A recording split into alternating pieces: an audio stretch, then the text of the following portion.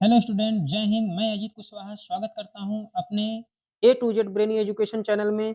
Student, आज के इस वीडियो में मैं आप लोगों को बताने वाला हूं कक्षा 10 के विज्ञान के पाठ 10 मानव नेत्र तथा रंग बिरंगा संसार से पूछे जाने वाले मोस्ट इंपॉर्टेंट क्वेश्चन के बारे में। तो चलिए शुरू करते हैं कि आज का पहला क्वेश्चन क्या है। स्टूडेंट, पहला क्वेश्चन है, जब श्वेत प्रकाश एक प्रिज्म से गुजरता है तो निर्गत प्रकाश में प्रिज्म के आधार से दूरस्थ प्रकाश का रंग होता है। स्टूडेंट, सबसे पहले मैं आपको ये प्रिज्म का दिखा देता हूं क्वेश्चन के हिसाब से। देखिए, जब श्वेत प्रकाश एक प्रिज्म से गुजरता है तो निर्गत प्रकाश में प्रिज्म, देखिए आप मान लीजिए कि ये कोई प्रिज्म है और जब इससे कोई श्वेत प्रकाश गुजरता है तो ये 7 रंगों में प्रकीर्णित हो जाता है। 1, 2, 3, 4, 5, 6 और इसमें आप याद रखिएगा, विबग्योर भूलिएगा नहीं। ये violet, indigo, blue, green, yellow, orange and red. अब इसमें पूछ क्या रहा है कि जब श्वेत प्रकाश एक प्रिज्म से गुजरता है तो निर्गत प्रकाश में प्रिज्म के आधार, ये प्रिज्म का आधार है, और प्रिज्म के आधार से दूरस्थ, प्रिज्म के आधार से दूर कौन है? ये रेड वाला है।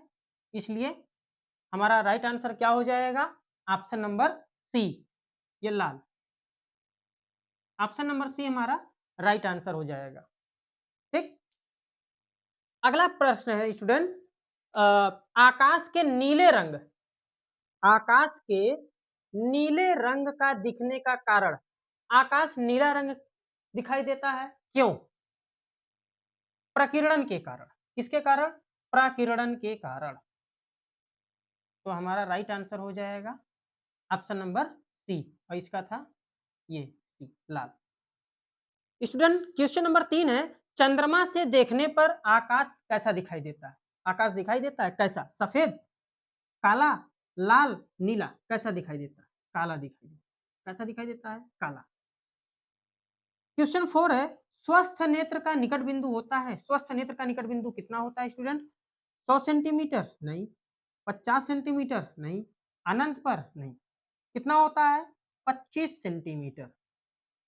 तो क्वेश्चन नंबर 4 का राइट आंसर हो जाएगा ऑप्शन सी, 25 सेंटीमीटर। क्वेश्चन 5 है, मानव नेत्र द्वारा किसी वस्तु का प्रतिबिंब, मानव नेत्र द्वारा किसी वस्तु का प्रतिबिंब बनता है, कैसा बनता, कहां बनता है?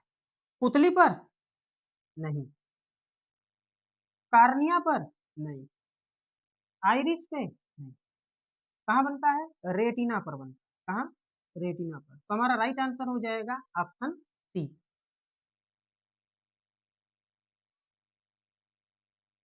स्टूडेंट, क्वेश्चन नंबर 6 है, एक सामान्य आंख वाला व्यक्ति किसी वस्तु को सुस्पष्ट रूप से देख सकता है यदि वस्तु की दूरी आंख से, अब कह रहा है कि वस्तु की दूरी आंख से कितनी दूरी पे हो कि कोई भी सामान्य आंख वाला व्यक्ति किसी वस्तु को एकदम साफ साफ देख सके। एकदम साफ साफ देखने के लिए आप जानते हैं कि अगर वस्तु किसी मानव के या हम लोग के अगर एकदम नजदीक ऐसे आके एकदम एकदम नजदीक आंख के पास आ जाए तो भी साफ साफ नहीं दिखाई देगा, और एकदम दूर हो तो दिख जाएगा, या थोड़ी दूर पे हो तब भी दिख जाएगा। तो यहाँ पे कह रहा है ऑप्शन में कि 50 सेंटीमीटर से 100 सेंटीमीटर के बीच हो, 25 सेंटीमीटर से अनंत के बीच हो, 25 सेंटीमीटर से 125 सेंटीमीटर के बीच हो, 100 सेंटीमीटर से 1000 सेंटीमीटर के बीच हो। आप लोग को पता होगा, नहीं पता है तो हम बता दे रहे हैं कि सबसे निकट अगर होना चाहिए, यानी कम दूरी, सबसे कम जो दूरी होनी चाहिए साफ-साफ हमको देखने के लिए, हमारे आँख से जो सबसे कम दूरी होनी चाहिए वस्तु की सबसे साफ-साफ देखने के लिए, वो होनी चाहिए 25 सेंटीमीटर, और दूर चाहे जितना हो अनंत तक। तो 25 सेंटीमीटर से अनंत के बीच में अगर कोई वस्तु है, तो स्वस्थ व्यक्ति, स्वस्थ आँख वाला व्यक्ति देख सकता है किसी भी वस्तु को साफ-साफ। तो हमारा राइट आंसर हो जाएगा ऑप्शन बी, 25 सेंटीमीटर से अनंत के बीच, ये हो गया।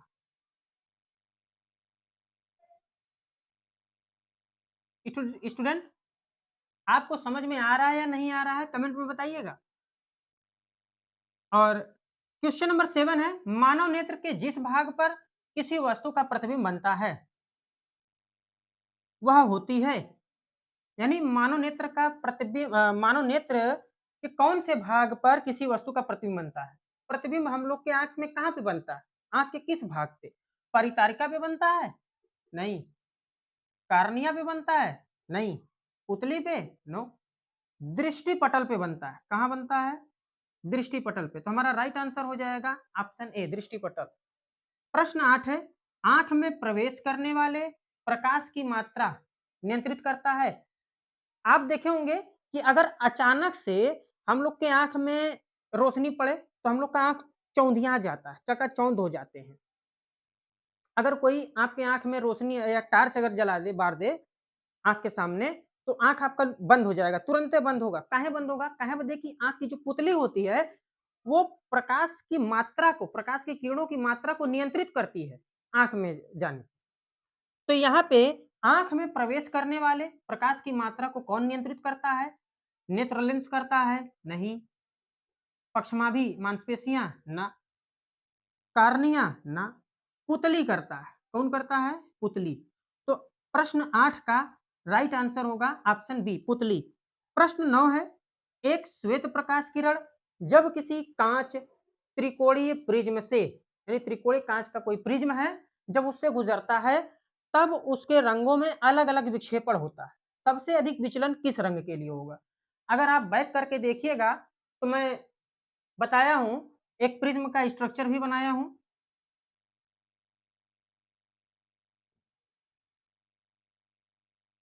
और उसमें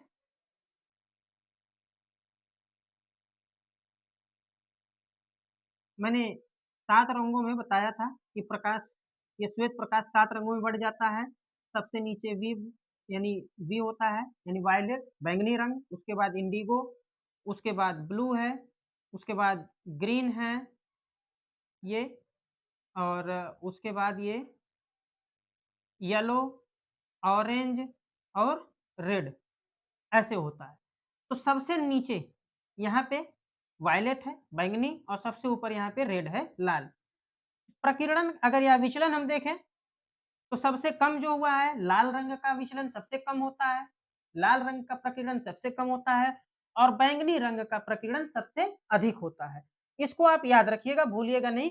ये मैं आपको वीडियो में थोड़ी देर पहले भी बताया था। तो एक श्वेत प्रकाश किरण जब किसी कांच त्रिकोणीय प्रिज्म से गुजरती है, तब उसके रंगों में अलग-अलग विक्षेपण होता है। सबसे अधिक विचलन किस रंग के लिए होगा? ऑप्शन ए है हीरा, नहीं, सॉरी हरा लिखा है, माय मिस्टेक। यहाँ पे देखिए, ऑप्शन ए है हरा, ऑप्शन बी पीला, और ऑप्शन सी बैंगनी, ऑप्शन डी लाल। लाल का भी देखे थे आप कि ऊपर था, यानी विचलन कम हुआ था, और बैंगनी का विचलन सबसे ज्यादा। सबसे नीचे कौन था? बैंगनी। तो हमारा राइट आंसर हो जाएगा ऑप्शन सी, बैंगनी रंग। ठीक स्टूडेंट, क्वेश्चन नंबर 10 है, सामान्य आंख के लिए दूर बिंदु होता है। अभी थोड़ी देर पहले ही हमने बताया कि सामान्य आंख के लिए दूर बिंदु कितना होता है। एक स्वस्थ मनुष्य के सामान्य आंख के लिए, स्वस्थ नेत्र के लिए जो दूर बिंदु होता है, दूर से दूर हम अनंत दूरी पर देख सकते हैं, तो दूर बिंदु क्या होता है? अनंत। क्या होगा? अनंत। तो हमारा राइट आंसर हो जाएगा क्वेश्चन नंबर 10 का ऑप्शन डी, अनंत। क्वेश्चन 11 है, क्वेश्चन नंबर 11 है, निकट दूर दृष्टि दोष के निवारण के लिए व्यक्ति को का चश्मा प्रयुक्त करना चाहिए? किसका? अवतल दर्पण का चश्मा? दर्पण का चश्मा तो बनता नहीं है, ये गलत हो गया। और इधर भी दर्पण दिया हुआ, ये भी गलत हो गया। अब बचता है अवतल लेंस, उत्तल लेंस। निकट दृष्टि दोष की बात की जा रही है, तो निकट दृष्टि दोष में निकट की चीजें दिखाई देती हैं और दूर की चीजें दिखाई नहीं देती हैं। तो निकट के लिए हम जो लेंस का प्रयोग करते हैं, वो अवतल लेंस का प्रयोग करते हैं। तो हमारा राइट आंसर होगा ऑप्शन बी, अवतल लेंस। इसको आप याद कैसे करेंगे? एक ट्रिक बता देते हैं।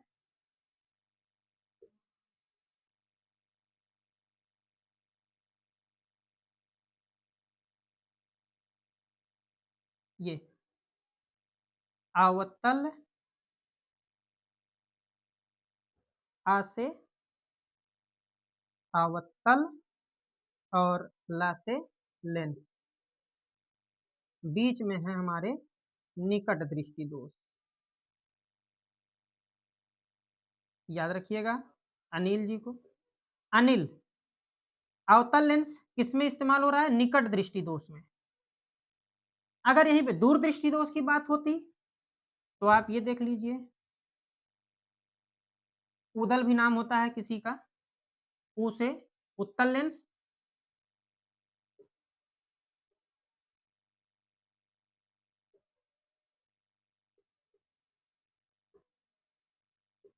और द से होता है दूर दृष्टि दोष।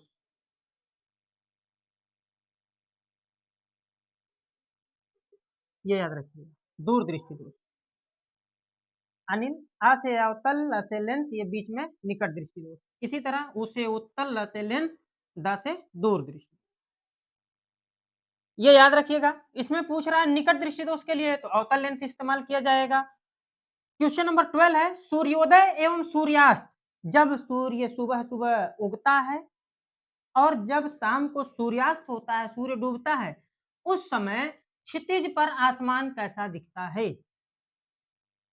ऑप्शन ए रक्ताभ यानी लाल, हाँ, लाल दिखाई देता है, इसलिए हमारा ऑप्शन ए सही होगा, राइट आंसर होगा। कृष्णा मतलब करिया नहीं दिखाई देता, लाल दिखाई देता है, नीला भी नहीं दिखाई देता और सफेद भी नहीं दिखाई देता। आप जब सूर्य उग रहा हो तब देखिएगा लाल दिखेगा और जब डूब रहा हो तब भी देखिएगा लाल दिखाई देगा, रक्ताभ हमारा राइट आंसर हो जाएगा। क्वेश्चन नंबर 13 है श्वेत प्रकाश को प्रिज्म से गुजारे जाने पर न्यूनतम विचलन कोण वाला रंग कौन होगा? जब प्रिज्म का स्ट्रक्चर बनाए थे वहां पे आपको मैंने बताया था थोड़ी देर पहले कि क्या बोलते हैं कि सबसे कम जो विचलन हुआ था वो लाल रंग का हुआ था और जब सबसे कम विचलन लाल रंग का हुआ है तो सबसे कम विचलन वाला कोण भी यही बनाएगा। तो हमारा राइट आंसर हो जाएगा option B. Student, question number 14 है दूर दृष्टि दोष के कारण प्रतिबिंब बनता है। दूर दृष्टि दोष के कारण प्रतिबिंब कहाँ बनता है? मनुष्य की आंख के किस भाग पर दूर दृष्टि दोष के कारण प्रतिबिंब बनता है? क्या रेटिना के आगे बनता है या फिर रेटिना के पीछे बनता है या रेटिना पर बनता है या कार्निया पर बनता है? कमेंट में बताइएगा, हालांकि हम बता दे रहे हैं। स्टूडेंट, दूर दृष्टि दोष रेटिना के पीछे, दूर दृष्टि दोष के कारण जो प्रतिबिंब बनता है वो कहाँ? रेटिना के पीछे बनता है। कहाँ? रेटिना के पीछे, ऑप्शन बी। और क्वेश्चन नंबर 15 है दूर दृष्टि दोष के निवारण में कौन सा लेंस प्रयुक्त होता है? अभी थोड़ी देर पहले ही मैंने बताया था कि निकट दृष्टि दोष को दूर करने के लिए, उसके निवारण के लिए कौन सा लेंस हम इस्तेमाल करते हैं चश्मा में और दूर दृष्टि दोष के लिए कौन सा करते हैं। कमेंट करके जल्दी से बताइए कि दूर दृष्टि दोष के निवारण में कौन सा लेंस प्रयुक्त होता है। जल्दी से कमेंट कीजिएगा। तो स्टूडेंट, दूर दृष्टि दोष के निवारण में उत्तल लेंस का प्रयोग होता है। थोड़ी देर पहले ही मैं आपको बता दिया था, ऑप्शन ए राइट आंसर हो जाएगा। क्वेश्चन नंबर 15 का राइट आंसर है ऑप्शन ए उत्तल लेंस। तो स्टूडेंट, ये थे हमारे टॉप 15 मोस्ट इंपॉर्टेंट क्वेश्चन जो इस चैप्टर से बोर्ड एग्जाम में पूछे जाते हैं। आपको यह वीडियो कैसा लगा कमेंट में जरूर बताइए। अगर आपको यह वीडियो अच्छा लगा है तो लाइक कीजिए, कमेंट कीजिए, अपने दोस्तों को भी शेयर कर दीजिए ताकि उनकी भी हेल्प हो सके। अगर आप हमारे चैनल पर नए हैं तो हमारे चैनल को सब्सक्राइब भी कर लीजिएगा, शेयर भी कर दीजिए। Thank you. जय हिंद।